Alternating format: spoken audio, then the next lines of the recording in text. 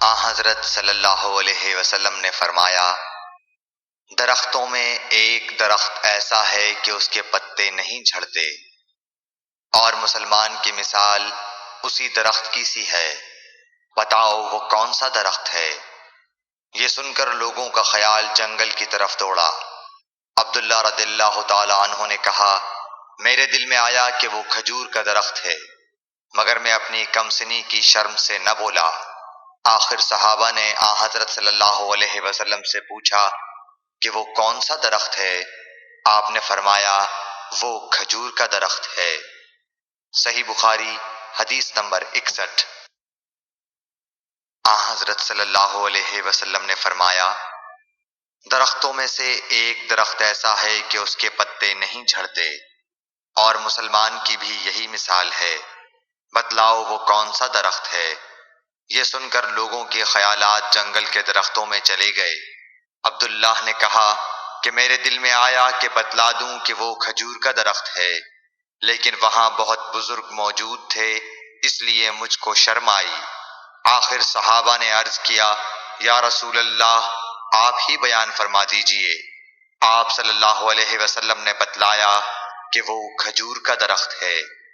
صحیح بخاری حدیث نمبر 62۔ حضرت صلی اللہ علیہ وآلہ وسلم ایک بار مسجد میں بیٹھے ہوئے تھے، اتنے میں ایک شخص اونٹ پر سوار ہو کر آیا اور اونٹ کو مسجد میں بٹھا کر باندھ دیا۔ پھر پوچھنے لگا، بھائیو تم لوگوں میں محمد کون سے ہیں؟ حضرت صلی اللہ علیہ وسلم اس وقت لوگوں میں تکیہ لگائے بیٹھے ہوئے تھے۔ ہم نے کہا، حضرت محمد صلی اللہ علیہ وسلم یہ سفید رنگ والے بزرگ ہیں جو تکیہ لگائے ہوئے تشریف فرما ہیں۔ تب وہ آپ سے مخاطب ہوا کہ اے عبد المطلب کے فرزند، آپ صلی اللہ علیہ وسلم نے فرمایا، کہو میں آپ کی بات سن رہا ہوں۔ وہ بولا، میں آپ سے کچھ دینی باتیں دریافت کرنا چاہتا ہوں اور ذرا سختی سے بھی پوچھوں گا، تو آپ اپنے دل میں برا نہ مانیے گا۔ آپ صلی اللہ علیہ وسلم نے فرمایا، نہیں، جو تمہارا دل چاہے پوچھو۔ تب اس نے کہا کہ میں آپ کے رب اور اگلے لوگوں کے رب تبارک و تعالیٰ کی قسم دے کر پوچھتا ہوں، کیا آپ کو اللہ نے دنیا کے سب لوگوں کی طرف رسول بنا کر بھیجا ہے؟ آپ صلی اللہ علیہ وسلم نے فرمایا، ہاں یا میرے اللہ۔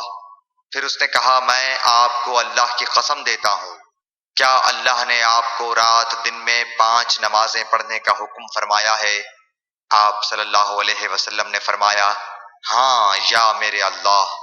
پھر کہنے لگا، میں آپ کو اللہ کی قسم دے کر پوچھتا ہوں کہ کیا اللہ نے آپ کو یہ حکم دیا ہے کہ سال بھر میں اس مہینے رمضان کے روزے رکھو؟ آپ صلی اللہ علیہ وسلم نے فرمایا، ہاں یا میرے اللہ۔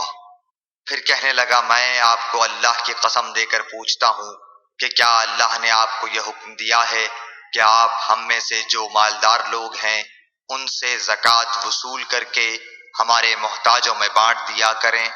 حضرت صلی اللہ علیہ وسلم نے فرمایا، ہاں یا میرے اللہ۔ تب وہ شخص کہنے لگا، جو حکم آپ اللہ کے پاس سے لائے ہیں میں ان پر ایمان لایا، اور میں اپنی قوم کے لوگوں کا جو یہاں نہیں آئے ہیں بھیجا ہوا تحقیق حال کے لیے آیا ہوں۔ صحیح بخاری حدیث نمبر 63۔ رسول اللہ صلی اللہ علیہ وسلم نے ایک شخص کو اپنا ایک خط دے کر بھیجا اور اسے یہ حکم دیا کہ اسے حاکم بحرین کے پاس لے جائے۔ بحرین کے حاکم نے وہ خط کسریٰ شاہ ایران کے پاس بھیج دیا۔ جس وقت اس نے وہ خط پڑھا تو چاک کر ڈالا۔ راوی کہتے ہیں، اور میرا خیال ہے کہ ابن مسیب نے اس کے بعد مجھ سے کہا کہ اس واقعے کو سن کر رسول اللہ صلی اللہ علیہ وسلم نے اہل ایران کے لیے بد دعا کی کہ وہ بھی چاک شدہ خط کی طرح ٹکڑے ٹکڑے ہو جائیں۔ اللہ نے بہت جلد اپنے سچے رسول صلی اللہ علیہ وسلم کی دعا کا اثر ظاہر کر دیا۔ صحیح بخاری حدیث نمبر 64۔ رسول اللہ صلی اللہ علیہ وسلم نے کسی بادشاہ کے نام دعوت اسلام دینے کے لیے ایک خط لکھا یا لکھنے کا ارادہ کیا تو آپ صلی اللہ علیہ وسلم سے کہا گیا کہ وہ بغیر مہر کے خط نہیں پڑھتے، یعنی بے مہر کے خط کو مستند نہیں سمجھتے۔ تب آپ صلی اللہ علیہ وسلم نے چاندی کی انگوٹھی بنوائی جس میں محمد الرسول اللہ کندہ تھا۔ صحیح بخاری حدیث نمبر 65۔ ایک مرتبہ رسول اللہ صلی اللہ علیہ وسلم مسجد میں تشریف فرما تھے اور لوگ آپ صلی اللہ علیہ وسلم کے ارد گرد بیٹھے ہوئے تھے کہ 3 آدمی وہاں آئے۔ ان میں سے 2 رسول اللہ صلی اللہ علیہ وسلم کے سامنے پہنچ گئے اور ایک واپس چلا گیا۔ پھر وہ دونوں رسول اللہ صلی اللہ علیہ وسلم کے سامنے کھڑے ہو گئے۔ اس کے بعد ان میں سے ایک نے جب مجلس میں ایک جگہ کچھ گنجائش دیکھی تو وہاں بیٹھ گیا، اور دوسرا اہل مجلس کے پیچھے بیٹھ گیا، اور تیسرا جو تھا وہ لوٹ گیا۔ تو جب رسول اللہ صلی اللہ علیہ وسلم اپنی گفتگو سے فارغ ہوئے تو صحابہ رضی اللہ عنہم سے فرمایا، کیا تمہیں 3 آدمیوں کے بارے میں نہ بتاؤں؟ تو سنو۔ ان میں سے ایک نے اللہ سے پناہ چاہی، اللہ نے اسے پناہ دی، اور دوسرے کو شرم آئی تو اللہ بھی اس سے شرمایا کہ اسے بھی بخش دیا، اور تیسرے شخص نے منہ موڑا، اللہ نے بھی اس سے منہ موڑ لیا۔ صحیح بخاری حدیث نمبر 66۔ رسول اللہ صلی اللہ علیہ وسلم اپنے اونٹ پر بیٹھے ہوئے تھے اور ایک شخص نے اس کی نکیل تھام رکھی تھی۔ آپ صلی اللہ علیہ وسلم نے پوچھا، آج یہ کون سا دن ہے؟ ہم خاموش رہے حتیٰ کہ ہم سمجھے کہ آج کے دن کا آپ کوئی دوسرا نام اس کے نام کے علاوہ تجویز فرمائیں گے۔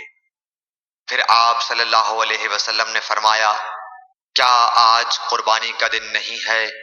ہم نے عرض کیا، بے شک۔ اس کے بعد آپ صلی اللہ علیہ وسلم نے فرمایا، یہ کون سا مہینہ ہے؟ ہم اس پر بھی خاموش رہے اور یہی سمجھے کہ اس مہینے کا بھی آپ اس کے نام کے علاوہ کوئی دوسرا نام تجویز فرمائیں گے۔ پھر آپ صلی اللہ علیہ وسلم نے فرمایا، کیا یہ ذو الحجہ کا مہینہ نہیں ہے؟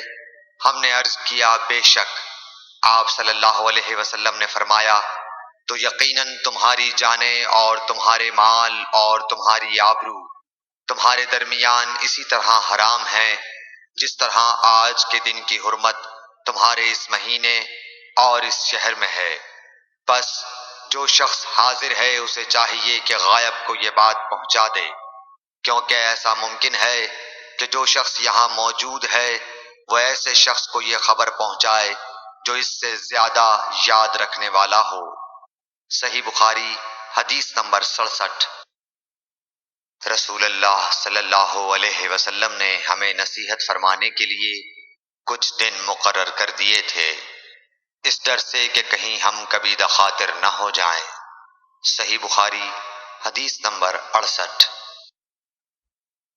آپ صلی اللہ علیہ وآلہ وسلم نے فرمایا، آسانی کرو اور سختی نہ کرو، اور خوش کرو اور نفرت نہ دلاؤ۔ صحیح بخاری حدیث نمبر 69۔ عبداللہ ابن مسعود ہر جمعرات کے دن لوگوں کو وعظ سنایا کرتے تھے۔ ایک آدمی نے ان سے کہا، اے ابو عبد الرحمن، میں چاہتا ہوں کہ تم ہمیں ہر روز وعظ سنایا کرو۔ انہوں نے فرمایا، تو سن لو کہ مجھے اس امر سے کوئی چیز مانع ہے تو یہ کہ میں یہ بات پسند نہیں کرتا کہ کہیں تم تنگ نہ ہو جاؤ، اور میں وعظ میں تمہاری فرصت کا وقت تلاش کیا کرتا ہوں، جیسا کہ رسول اللہ صلی اللہ علیہ وسلم اس خیال سے کہ ہم کبھی دخاطر نہ ہو جائیں وعظ کے لیے ہمارے اوقات فرصت کا خیال رکھتے تھے۔ صحیح بخاری حدیث نمبر 70۔ رسول اللہ صلی اللہ علیہ وسلم نے فرمایا، جس شخص کے ساتھ اللہ تعالی بھلائی کا ارادہ کرے اسے دین کی سمجھ عنایت فرما دیتا ہے، اور میں تو محض تقسیم کرنے والا ہوں، دینے والا تو اللہ ہی ہے، اور یہ امت ہمیشہ اللہ کے حکم پر قائم رہے گی، اور جو شخص ان کی مخالفت کرے گا انہیں نقصان نہیں پہنچا سکے گا یہاں تک کہ اللہ کا حکم قیامت آ جائے اور یہ عالم فنا ہو جائے۔ صحیح بخاری حدیث نمبر 71۔ عبداللہ بن عمر رضی اللہ تعالی عنہ کہتے تھے کہ ہم رسول اللہ صلی اللہ علیہ وسلم کی خدمت میں حاضر تھے کہ آپ صلی اللہ علیہ وسلم کے پاس کھجور کا ایک گابھا لایا گیا۔ اسے دیکھ کر آپ نے فرمایا کہ درختوں میں ایک درخت ایسا ہے جس کی مثال مسلمان کی طرح ہے۔ ابن عمر کہتے ہیں کہ یہ سن کر میں نے ارادہ کیا کہ عرض کروں کہ وہ درخت کھجور کا ہے، مگر چونکہ میں سب میں چھوٹا تھا اس لیے خاموش رہا۔ پھر رسول اللہ صلی اللہ علیہ وسلم نے خود ہی فرمایا کہ وہ کھجور ہے۔ صحیح بخاری حدیث نمبر 72۔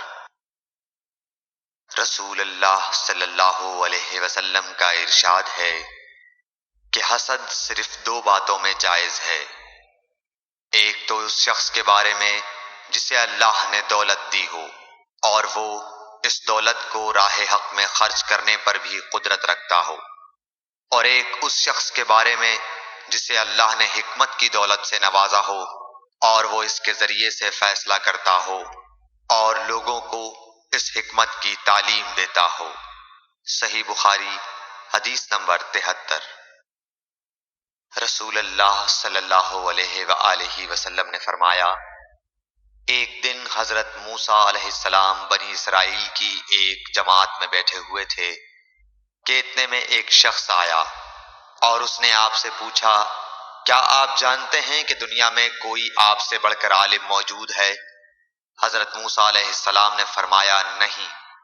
اس پر اللہ تعالیٰ نے حضرت موسیٰ علیہ السلام کے پاس وحی بھیجی کہ ہاں، ہمارا بندہ خضر ہے جس کا علم تم سے زیادہ ہے۔ حضرت موسیٰ علیہ السلام نے اللہ سے دریافت کیا کہ خضر علیہ السلام سے ملنے کی کیا صورت ہے؟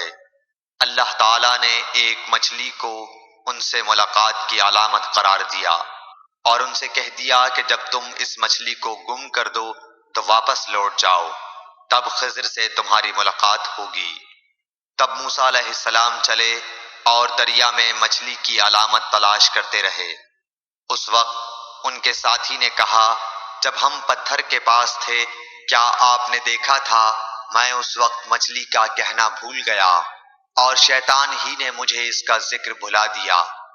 موسیٰ علیہ السلام نے کہا، اسی مقام کی ہمیں تلاش تھی۔ تب وہ اپنے نشانات قدم پر پچھلے پاؤں باتیں کرتے ہوئے لوٹے، وہاں انہوں نے خضر علیہ السلام کو پایا۔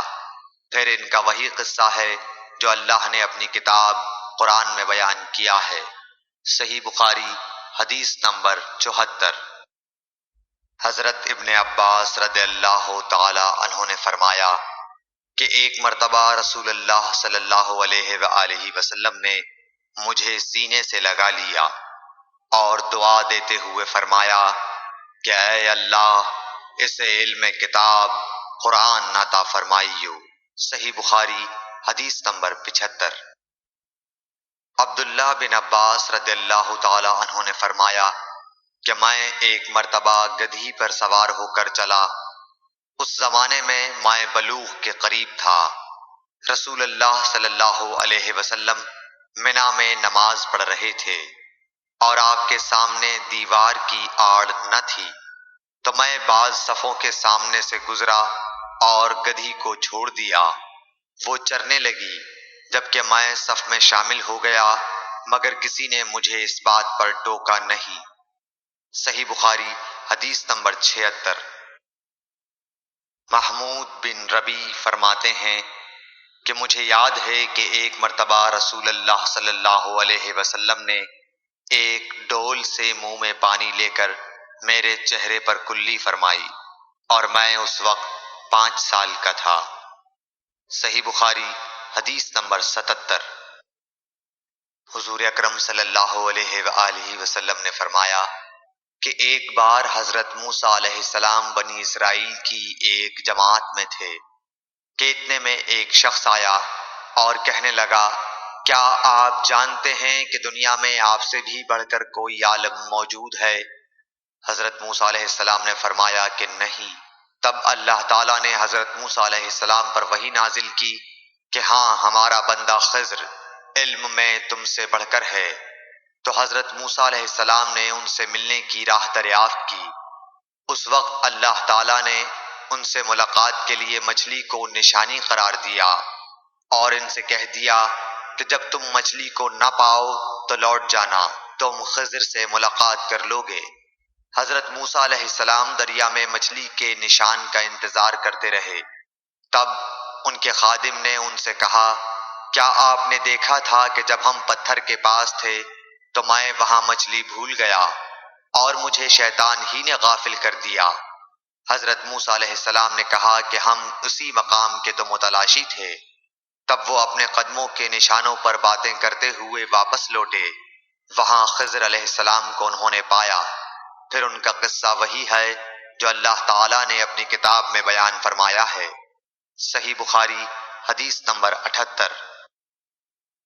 آپ صلی اللہ علیہ وآلہ وسلم نے فرمایا کہ اللہ تعالیٰ نے مجھے جس علم و ہدایت کے ساتھ بھیجا ہے اس کی مثال زبردست بارش کی سی ہے جو زمین پر خوب برسے۔ بعض زمین جو صاف ہوتی ہے وہ پانی کو پی لیتی ہے اور بہت بہت سبزہ اور گھاس اگاتی ہے، اور بعض زمین جو سخت ہوتی ہے وہ پانی کو روک لیتی ہے۔ اس سے اللہ تعالیٰ لوگوں کو فائدہ پہنچاتا ہے، وہ اس سے سیراب ہوتے ہیں اور سیراب کرتے ہیں۔ اور کچھ اور زمین کے بعض خطوں پر پانی پڑتا ہے جو بالکل چٹیل میدان ہوتے ہیں، نہ پانی روکتے ہیں اور نہ ہی سبزہ اگاتے ہیں۔ تو یہ اس شخص کی مثال ہے جو دین میں سمجھ پیدا کرے اور نفع دے، جس کو وہ چیز جس کے ساتھ میں مبعوث کیا گیا ہوں اس نے علم دین سیکھا اور سکھایا، اور اس شخص کی مثال جس نے سر نہیں اٹھایا یعنی توجہ نہیں کی اور جو ہدایت دے کر میں بھیجا گیا ہوں اسے قبول نہیں کیا۔ صحیح بخاری حدیث نمبر 79۔ رسول اللہ صلی اللہ علیہ وسلم نے فرمایا، علامت قیامت میں سے یہ ہے کہ دینی علم اٹھ جائے گا اور جہل ہی جہل ظاہر ہو جائے گا، اور اعلانیہ شراب پی جائے گی اور زنا پھیل جائے گا۔ صحیح بخاری حدیث نمبر 80۔